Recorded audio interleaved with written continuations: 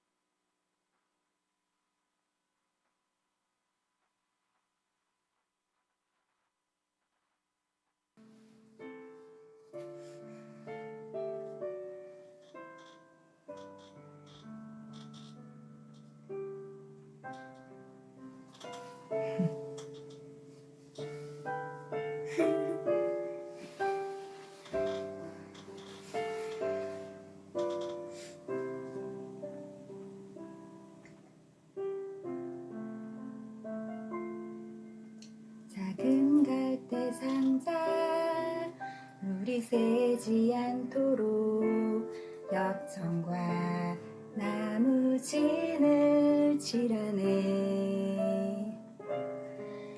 어떤 맘이었을까 그녀의 두 눈엔 눈물이 흐르고 흘러 동그란 눈으로 엄마를 보고 있는 아이와 입을 맞추고 상자를 덮고 강가에 띄우며 간절히 기도했겠지.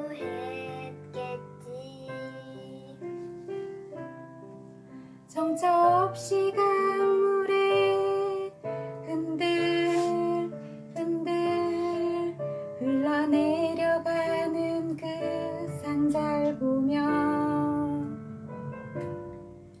눈을 감아도 보이는 아이와 눈을 맞추며 주저앉아 눈물을 흘렸겠지. 너의 삶의 참 주인, 너의 참 부모이신 하나님 그 손에 너의 삶을 맡긴다. 너의 삶의 참 주인, 너를 이끄시는 주 하나님 그 손에 너의 삶을 드린다.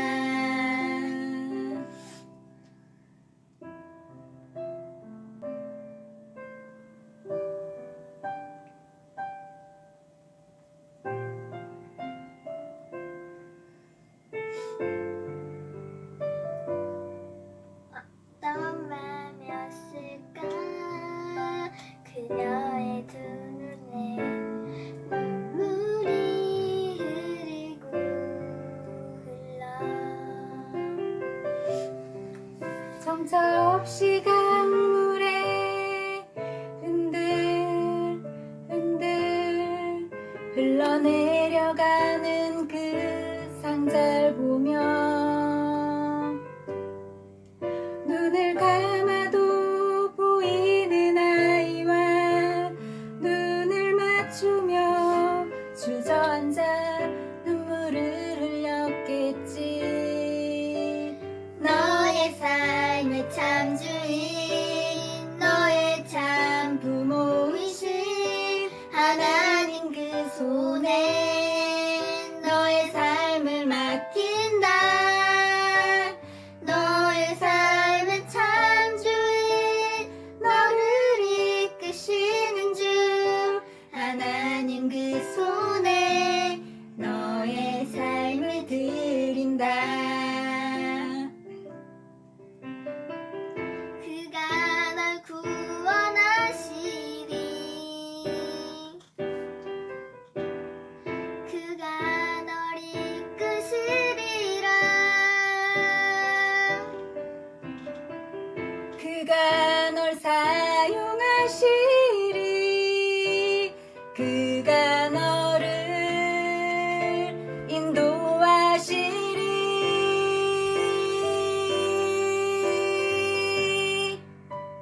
너의 삶의 참 주인 너의 삶의 참 주인 너를 이끄시는 주 하나님 그 손에 너의 삶을 드린다. 너의 삶의 참 주인 너를 이끄시는 주 하나님 그 손에 너의 삶을 드린다. 너의 삶의 참 주인 너의 참 부모이신 하나님 그 손에 너의 삶을 드린다.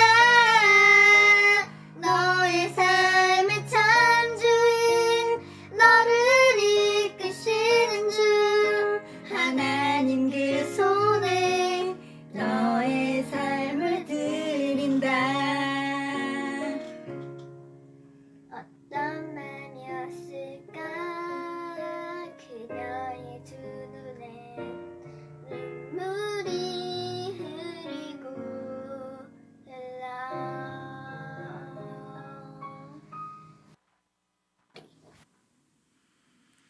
하나님께 영광의 박수 올려드립니다. 감사합니다. 주위에 있는 분들과 서로 인사 나누시기 바랍니다.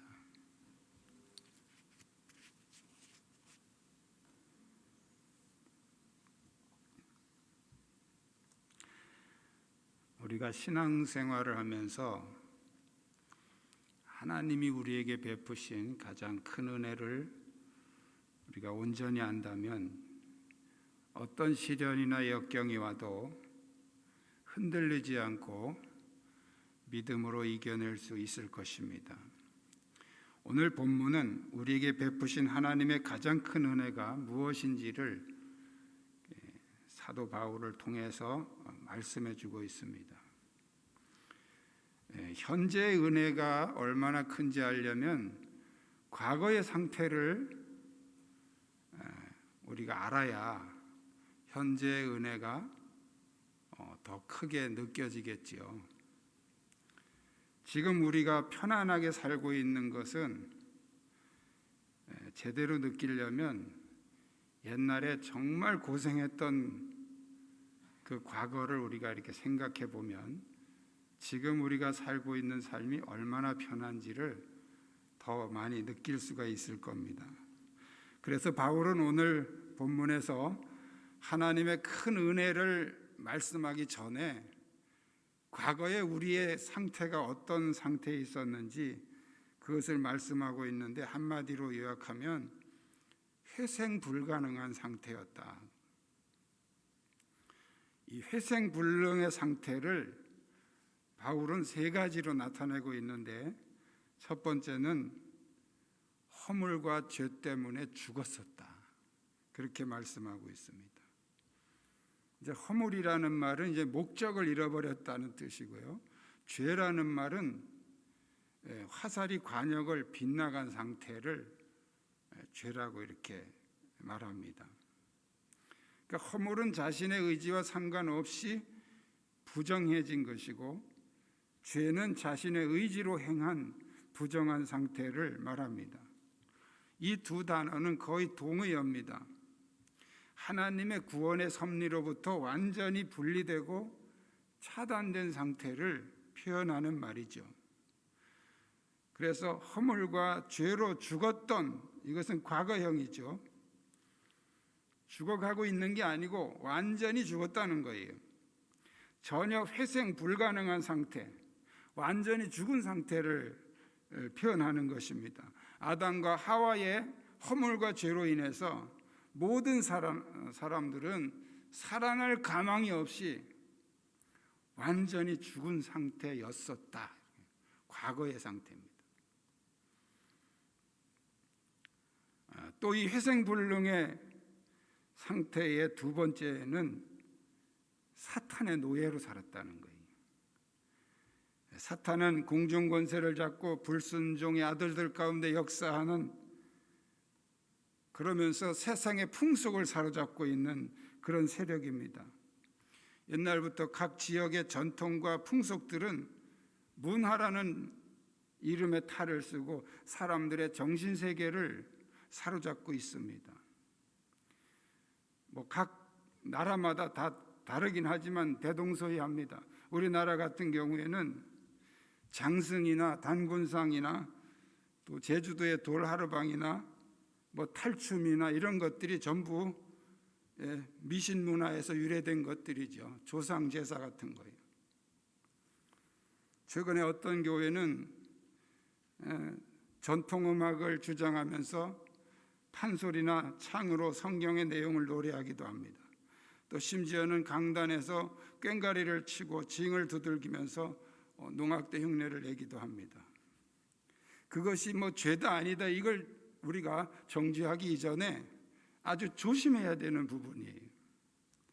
적어도 그런 것들을 교회 안에 끌어들이려면 거기에 대한 충분한 성경적인 이해와 어떤 해석이 정리가 되고서 끌어들여야 되는 겁니다. 사탄은 문화라는 탈을 쓰고 활동하는 그런 미신과 우상의 역사를 가지고 있다는 거 우리는 조심해야 됩니다. 사탄이 우리를 직접 끌고 다니기보다는 어떤 문화라는 이름으로 교묘하게 우리의 정신세계를 침투해 들어와서 오염시키고 있습니다. 마치 코로나 바이러스처럼요.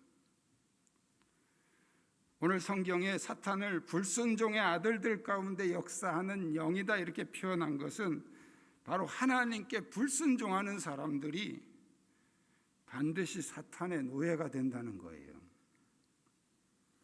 사람들은 자유를 주장하면서 하나님을 떠나가지만 그것은 자유가 아니라 바로 하나님을 떠나는 순간 사탄의 노예로 전락한다는 것입니다.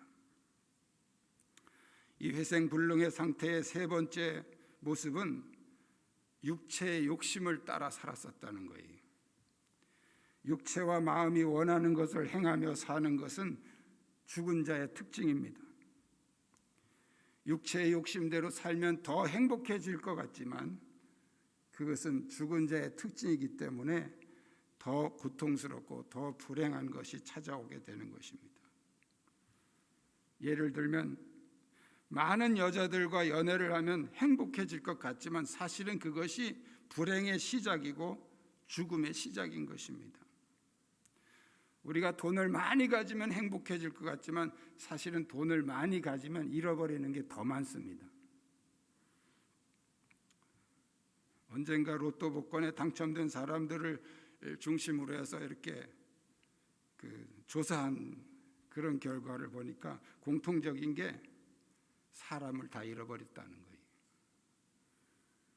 돈이 생기니까 사람들을 잃어버렸다는 겁니다. 어떤 사람은 아무 관계도 없는데 찾아와 가지고 그 너 혼자 다 먹고 잘 살 줄 아느냐 그러면서 내놓으라고 그런 사람도 있답니다.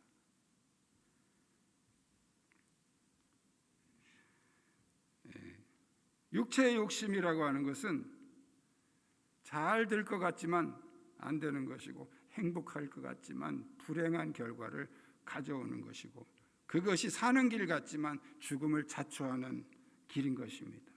이처럼 과거에 우리는 허물과 죄로 죽었고 사탄의 노예로 살았고, 그리고 육체의 욕심대로 사는 이런 회생 불가능한 상태에 있었다는 거예요. 그런 상태에 있던 우리에게 가장 큰 은혜를 주셨는데 바로 그리스도와 함께 살리셨다는 겁니다. 오늘 성경에서 우리를 그리스도와 함께 살리신 이유를 하나님의 사랑 때문이다, 그렇게 말씀하고 있습니다.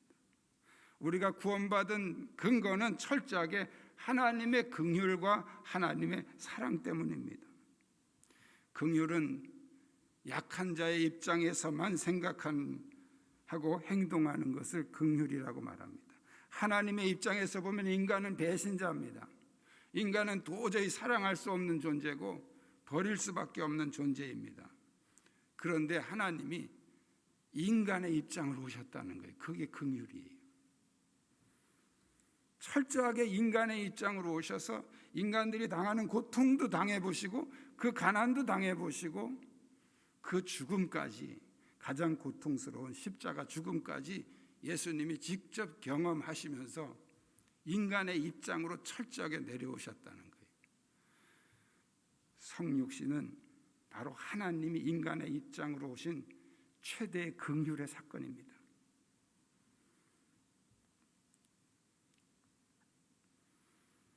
우리의 입장을 충분히 이해하시고, 그리고 우리의 모든 상황을 다 겪으시고 경험하시고, 그것은 바로 하나님의 사랑 때문입니다. 우리를 구원하신 그 크신 하나님의 사랑, 그 사랑 때문에 우리를 그리스도와 함께 살리셨고 높이셨다. 구원은 허물과 죄로 죽은 상태에 있는 우리를 어느 정도 회복시킨 것이 아닙니다. 완전히 죽은 상태를 완전히 하나님의 위치로 끌어올리셨다는 거예요. 이것은 앞으로 미래에 일어날 미지수의 사건이 아닙니다. 이미 그리스도께서 부활하실 때 우리도 부활했고, 그리스도께서 승천하실 때 우리도 승천해서 하나님의 우편에 앉게 되었다는 것입니다. 과거의 사건으로 오늘 성경은 말씀하고 있습니다. 허물과 죄로 죽은 우리를 살리셨고 또 함께 일으키사 그리스도 예수 안에서 함께 하늘에 앉히시니 그랬어요. 예수님이 무덤에서 부활하실 때 이미 우리도 부활한 것이고, 예수님께서 승천하셔서 하나님 우편에 앉으실 때 우리도 하늘에 같이 앉게 되었다는 거예요. 네가 잘 믿는지 안 믿는지 내가 두고 볼 거야.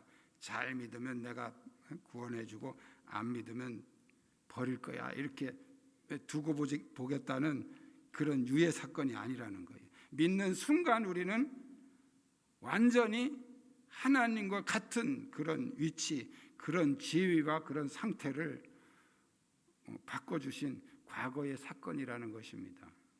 그러므로 우리가 믿는 순간 우리는 그리스도께서 부활하신, 그리고 승천하신 사건이 나의 부활과 나의 승천으로 되기 때문에 우리의 구원은 하나님의 대폭적인 사랑이며 은혜인 줄 믿으시기를 축복합니다. 왜 하나님은 그렇게 우리를 살리시고 높이셨을까요? 오늘 성경에서 바울은 풍성한 은혜를 다음 세대에 드러내려 합니다. 이는 그리스도 예수 안에서 우리에게 자비하심으로써 그 은혜의 지극히 풍성함을 오는 여러 세대에 나타내려 하심이라. 7절에 나타내려 하심이라. 우리는 믿음의 선조들을 통해서 은혜를 깨달았고 믿음을 받아들였습니다. 내 혼자 그냥 한 게 아니에요. 누군가를 통해서 지금 복음이 내 안에 들어온 거잖아요. 그리고 그 우리가 받은 은혜를 이제 다음 세대에게 이어주고 나누어 줘야 되는 전달자인 것입니다. 우리가 신앙생활 잘해야 하는 이유는 여러 가지 중에 하나가 다음 세대들이 우리를 보고 배운다는 겁니다. 영적인 세계는 전이 현상이 강합니다. 부모의 영적인 상태는 그대로 자녀에게 흘러갑니다. 전도를 받은 사람은 전도한 사람의 그런 영적 상태가 그대로 흘러갑니다. 그래서 똑바로 살아야 되는 거예요. 전도한 사람이 교회에서 불평이 나고 불만이 나고 뒤에서 딴소리하면 그 전도받은 사람도 똑같이 합니다. 교회에 영적 흐름이 있어요. 어른들만 그런 게 아니에요. 애들도 그래요. 막 말썽 부리는 녀석이 이제 초등부에서 중등부로 올라가잖아요. 그 똑같은 녀석 또 하나 생깁니다. 영적인 흐름이 있어요.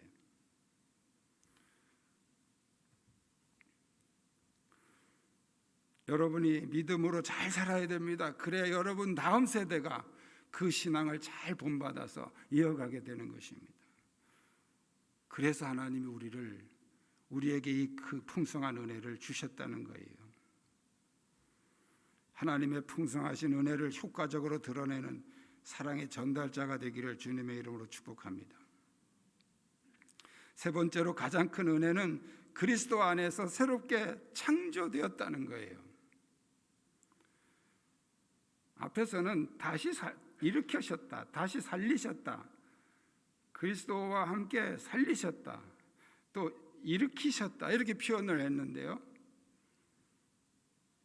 뒤로 넘어가면 그가 만드신 바라 지으심을 받은 자니, 만드셨다, 지으셨다, 이거 창조했다는 거잖아요. 다시 일으키셨다는 것과 창조하셨다는 것은 같은 말인데 다른 의미입니다. 다시 살리셨다는 것은 그 사람의 존재가 바뀌지 않았다는 거예요. 김영규는 김영규로 다시 살아난다는 거예요. 그런데 다시 지으셨다, 또 만드셨다, 그것은 김영규는 김영규인데 새로운 김영규라는 거예요. 상태가 바뀌었다는 거예요. 옛날에 살던 초가집을 싹 헐고 새로 깨끗한 양옥집을 지었어요. 그러면 번지수가 바뀝니까? 번지수는 안 바뀌어요. 여전히 그 번지가 그 번지예요. 이게 다시 일으키셨다, 살리셨다는 뜻이고, 번지는 그 번지인데 집은 그 집이 아니에요. 새로운 집이에요. 이게 다시 지으셨다는 뜻입니다. 상태가 새롭게 바뀌어졌다는 거죠. 어떻게 그렇게 하셨을까요? 믿음으로 말미암아, 믿음이라고 하는 도구를 통해서 하나님은 우리를 구원하셨습니다. 믿음으로 말미암은 구원은 은혜입니다. 구원은 반드시 조건이 있는데 믿음이 있어야 구원받는다는 거예요. 그럼에도 불구하고 그 믿음이 어디로부터 온 거냐는 거예요. 믿음은 내가 갖는 게 아니에요. 제가 계속 여러분에게 거짓말이나 하고 사기나 치고 돈을 맨날 갚는다 그러고 빌려가고 떼먹고 그러면 나를 믿으라고 아무리 소리친들 믿어지겠어요? 안 믿어지는 거예요. 왜? 제가 믿음을 안 줬잖아요. 인간관계도 마찬가지예요. 내가 하나님을 믿을 수 있는 것은 하나님이 나에게 신뢰를 주셨기 때문에 믿는 거예요. 그러니까 믿음은 내 안에서 오는 게 아니고 상대방에게서 오는 거예요. 그러니까 우리가 하나님을 믿는 것도 내가 하나님을 믿는 게 아니고 하나님이 나에게 믿음을 주신 거예요. 할렐루야. 그래서 은혜라는 거죠. 그게 은혜예요. 우리의 구원을 행위로 받는 것이 아니다. 오늘 본문에서 믿음을 강조하기 위해서 행위가 아니다, 이렇게 행위로 받는 게 아니다라고 말씀하고 있죠. 율법은 행위에 초점이 맞춰져 있어요. 그래서 율법으로는 구원받을 수 없다는 거예요. 인간은 구원받을 만큼 완벽하게 행위로 행하는 사람은 아무도 없습니다.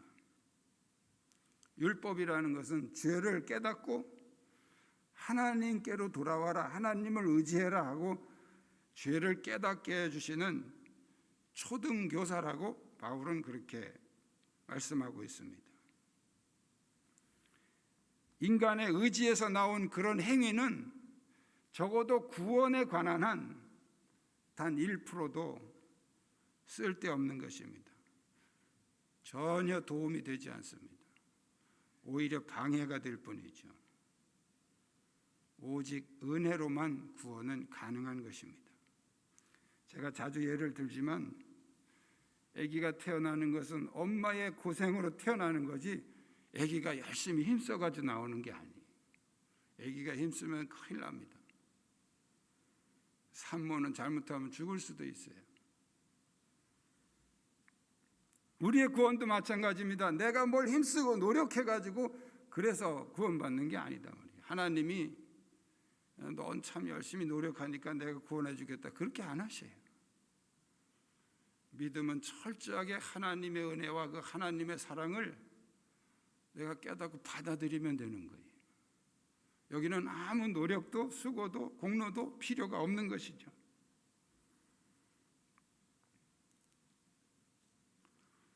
그래서 바울은 오늘 본문에서 행위로 받는 게 아니다. 왜? 행위로 받으면 자랑하기 때문에 그렇다. 스스로 자랑하는 교만에 빠지지 않게 하기 위해서 하나님이 철저하게 은혜로 구원받게 하셨다는 거예요. 너 이만큼 노력하면 내가 구원해 줄게. 하나님이 그런 조건을 걸었으면 우리가 구원받고 나서 야 내가 그래도 노력해서 받은 거야. 다른 사람을 막 정죄하면서 너도 좀 노력해봐 이럴 거 아니겠어요? 너도 노력해야 나처럼 구원받는다. 그 자기 자랑이죠. 그래서 하나님은 이 구원만큼은 철저하게 은혜로 행위는 1%도 안 들어갑니다. 우리 구원받는데 이걸 이제 강조하다 보면 그러면 그냥 대충 살아도 되겠구나 이렇게 또 행위를 무시해요. 그러면 안 돼. 이거는 균형의 문제. 구원받는 데만큼은 행위가 필요 없다는 거예요. 그러나 구원받은 사람에게는 반드시 행위가 필요합니다. 할렐루야. 아기가 태어나는 데는 전혀 힘쓸 필요가 없어요. 힘 써도 안 되는 거예요. 그러나 태어난 아기는 열심히 노력해야 되는 거예요. 아기들 이렇게 보면 정말 신기해요. 잠시도 가만히 안 있어요. 계속 뭘 만지고 돌아가고 막 갖다 입에다 대보고 뭐 또 던지고 또 다른 거 휴지 한 통 놓으면 계속 뺍니다. 그 똑같은 것 우리 어른들이 보면 그 똑같은 건데 뭐 그 신기하다고 빼냐 그러지만 이 아기들은 이게 신기한 거예요. 또 뭐 새로운 게 나오나 이게 왜 자꾸 나오나 이러면서 계속 빼는 거예요. 그게 뭐냐면 이 아기가 살려고 막 노력하는 거예요. 계속 막 움직이면서 연습을 하는 거예요. 궁금한 것도 많고. 우리가 하나님 앞에서 구원받는 데는 우리가 노력할 거 하나도 없어요. 그러나 구원받은 사람은 반드시 노력해야 됩니다. 이 구분을 여러분들이 잘 하셔야 돼요. 오해가 돼서 어떤 사람은 아무것도 안 하고 하나님이 다 해주셔. 멀쩡한 사지 가지고 일도 안 하면서 하나님이 다 채워주셔 이러고 앉아있는 사람도 있어요. 그게 잘못된 신앙이에요. 신비주의예요. 구원받은 우리는 열심히 노력해야 됩니다. 성경에도 부지런하라 그러고 게으른 자는 먹지도 말라 그랬잖아요. 자, 그런데 그 구원은 회복이 아니라 새로운 창조라는 거예요. 새로운 창조. 구원은 죽어가는 사람을 살린 게 아니에요. 완전히 죽은 사람을 살린 거예요. 구원은 좀 고치는 리모델링이 아니에요. 싹 헐고 새로 지었다는 거예요. 그게 구원이에요. 상태를 좋아지게 하는 게 아니에요. 완전히 새로운 상태로 재창조하셨다는 거죠. 우리가 구원받은 것이 가장 큰 은혜라고 하는 이유는 바로 하나님이 우리를 새롭게 만드셨다는 거예요. 새롭게 창조하셨다는 겁니다. 우리가 받은 구원은 이 세상에서 어떤 은혜보다도 가장 값지고 가장 큰 은혜인 것을 믿으시기를 축복합니다. 이 은혜를 알면 몸이 좀 아프면 어떻습니까? 재물이 좀 많지 않으면 어떻습니까? 먹고 살만 하면 되는 것이고,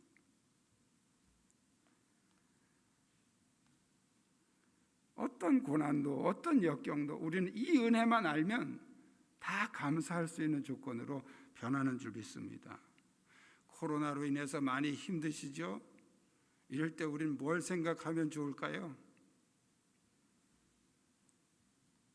아이고 힘들어 죽겠네. 그러면 점점 더 힘들어집니다. 하나님 은혜를 생각하십시오. 우리는 하나님 나라의 영생을 저축하고 사는 사람들이에요. 이미 보장해 주셨잖아요. 하나님이 보장해 주셨어요.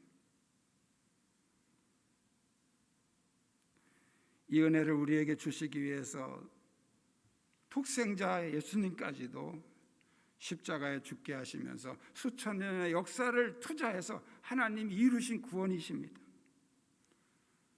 우리가 이 역사의 말년에 태어나서 그 역사 속에 희생되지 않고 이 구원을 받아 누리는 것은 어떤 것으로도 바꿀 수 없는 가장 큰 은혜임을 확신하시기를 축복합니다. 기도하겠습니다.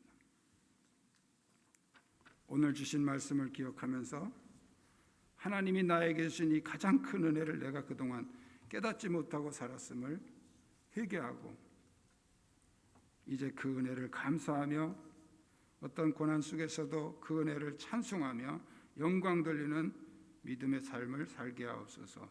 나를 통해서 이 풍성한 하나님의 은혜가 후대에 이어지고 전해지는 전달자가 되게 하옵소서. 우리 함께 통성으로 기도하겠습니다.